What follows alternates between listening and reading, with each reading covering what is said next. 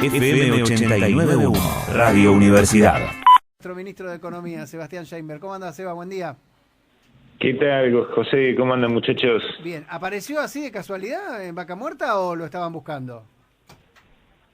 Sí, no, la verdad que es una historia que no es de un día para el otro, como todos los experimentos y los descubrimientos, es un proceso que va evolucionando, y es cierto que cuando los que hicieron el anuncio de Vaca Muerta fueron los españoles, cuando estaban al frente de Repsol YPF, pero el conocimiento sobre la formación ya venía existiendo y venían los técnicos argentinos identificando el potencial, que ese potencial fue posible desarrollarlo con nueva tecnología, y eso los pioneros fueron los Estados Unidos, ¿no? A principios del siglo este, y entonces, sabiendo que estaba el recurso y con la tecnología disponible, fue posible la explotación del recurso. Pero es cierto que en algún momento los españoles como que dijeron, acá tenemos una vaca viva para comer, y trataron de comercializar el reservorio, y creo que en ese momento fue cuando el gobierno argentino decidió expropiarlo, ¿no? Bueno, mientras estamos con todo ese lío de si ponemos o no ponemos los tubos transportadores, y si hacemos el gasoducto y todo lo demás, hoy salió el jefe de gabinete a decir que vamos a importar gas para que no falte. La idea es que de acá a un año no vuelva a pasar, ¿no? Eso es lo que dicen. Bueno, el problema que tenés, aprovecho para hacer la difusión del último informe, el monitor de la actividad energética que sacamos a través de la universidad. Se los hice llegar a través de Leandro, y ahí se ve claramente, se identifica las causas de este problema. Básicamente tenés dos causas. Una es que tenés la distorsión de precios de las que venimos hablando.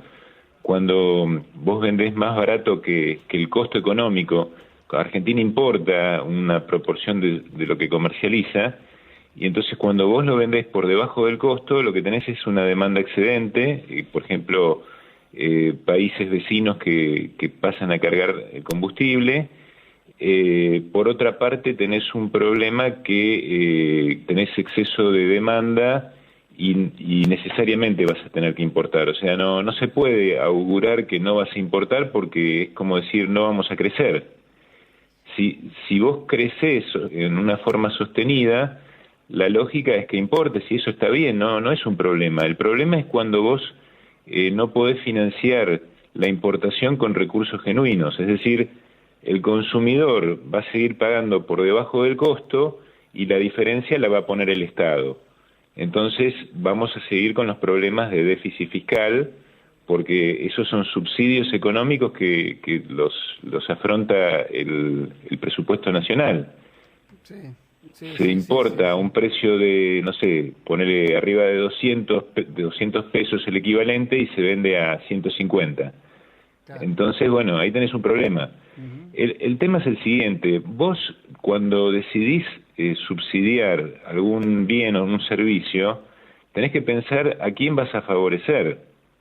Si vos vas a importar gasoil de grado 3, que es un gasoil que se usa para los vehículos de alta gama, vas a subsidiar a la gente que tiene alto poder adquisitivo. Claro, exacto. Entonces, ¿tiene lógica eso o no? No, lógica podría tener si subsidiás a los que menos tienen, no sé, pregunto, al remisero, por decir algo, y al productor, porque también producir te va a dar, se supone, algún beneficio por otro lado.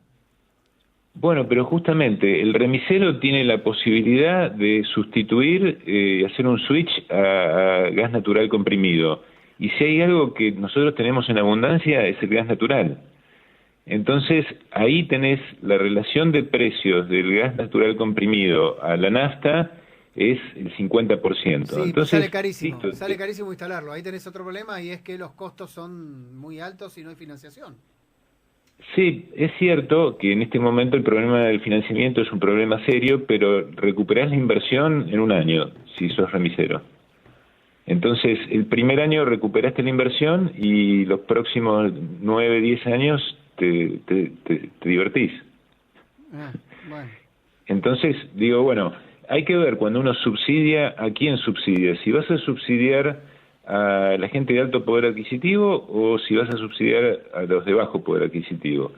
Entonces, digo, es cierto que el transporte tiene impacto, los precios del transporte, del combustible tienen impacto en el transporte y en la cadena de valor asociada a la distribución, etcétera.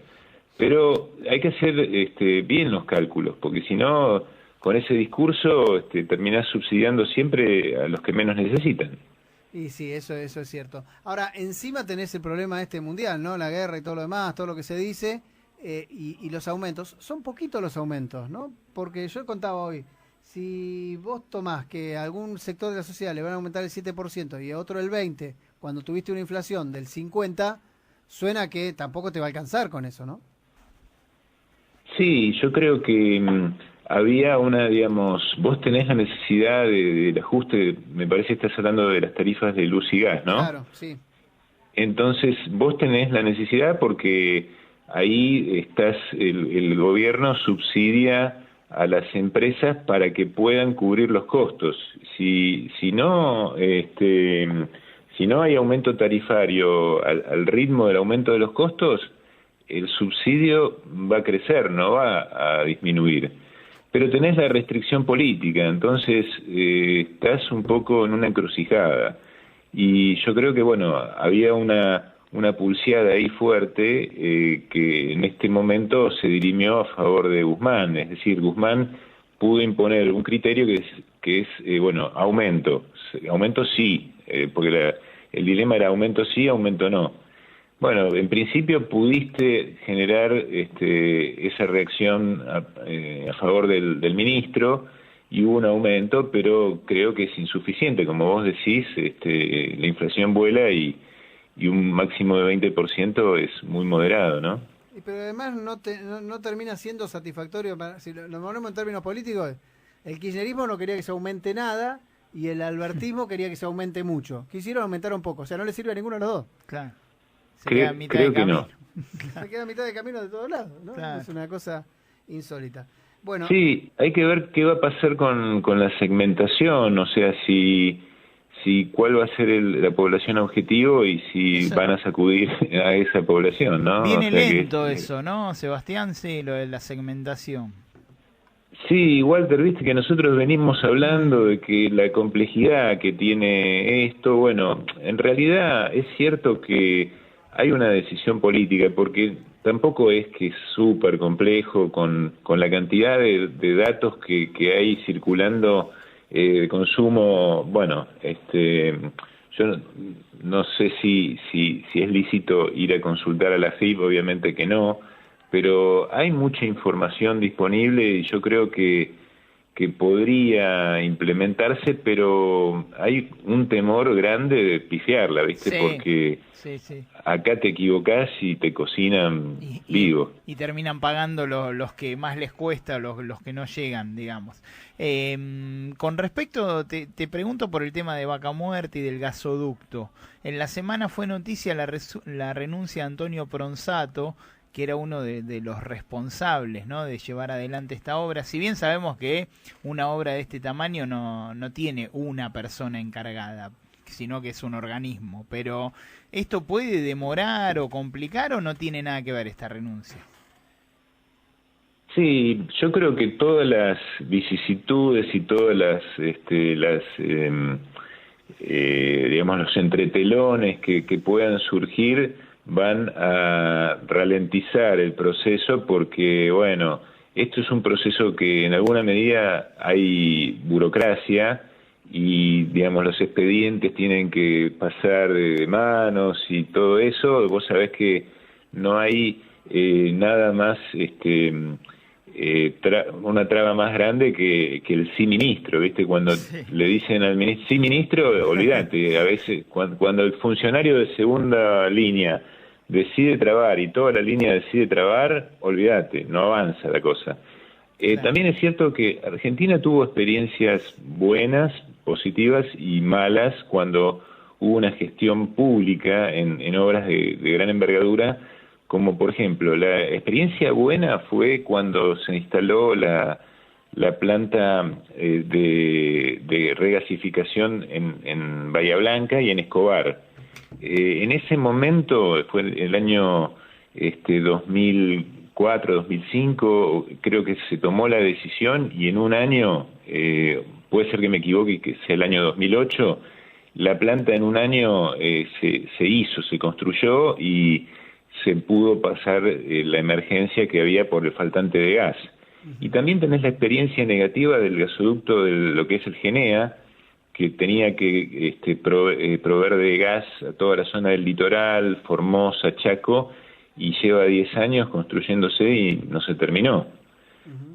Entonces, es cierto que Debido tenía un gran poder político en los años 2000, y después, digamos que se diluyó el poder de los funcionarios clave, y en este momento no hay un funcionario con tal poder, ¿no? Entonces, y además que es cierto que Pronsato es una figura de mucho peso. Pronsato estuvo al frente del ente regulador del gas cuando se hicieron obras de fideicomisos de ampliación de capacidad de transporte en el país, ¿no? Entonces, yo creo que no es irrelevante, pero obviamente esto tiene que ver con la voluntad y el empuje político.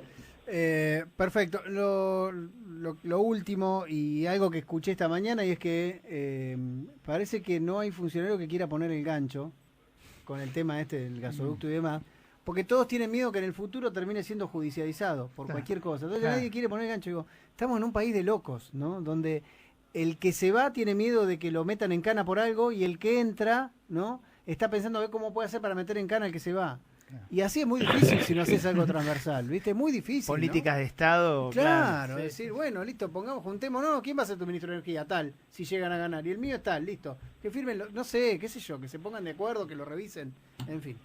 Gracias, Seba, un abrazo grande. Bueno, un abrazo para ustedes. Desde la Universidad Nacional de La Matanza, Radio Universidad FM 89.1. Siempre cerca.